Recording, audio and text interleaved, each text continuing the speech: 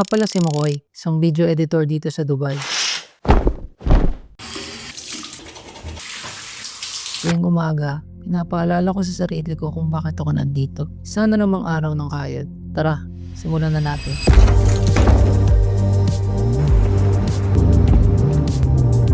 Ang ganda ng Dubai, pero hindi madaling mabuhay dito. Ang Dubai isang bansa ng maraming trabaho, pagsisikap ng mga libo-libong OFW na katulad ko, nangangarap para sa kanilang pamilya.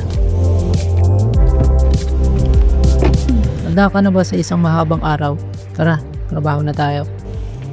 Morning! Pag nasa opisina ka, puro creativity, deadlines, walang katapos ang pag-i-edit. Pag-i-edit ay hindi lang isang trabaho. Ito ay isang sining. Bawat frame, bawat trim, transition, creativity, at effect, lahat ay may dahilan. Kailangan nito ng tiyaga at maabang oras ng pagtutok. Minsan parang wala nang katapusan ng trabaho. Lunch break na sa wakas. Ito lang ang oras namin para makapag-usap. Kamusta?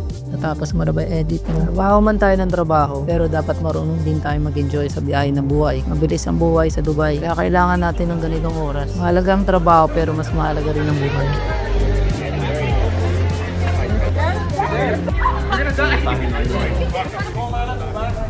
Hindi madaling maging isang OFW dito sa Dubai. Malayo sa pamilya, sa lahat ng nangangarap, huwag niyong kalimutan kung bakit kayo nagsimula. Pero ang sakripisyo natin ngayon ay ang magiging kinabukasan ng ating pamilya bukas.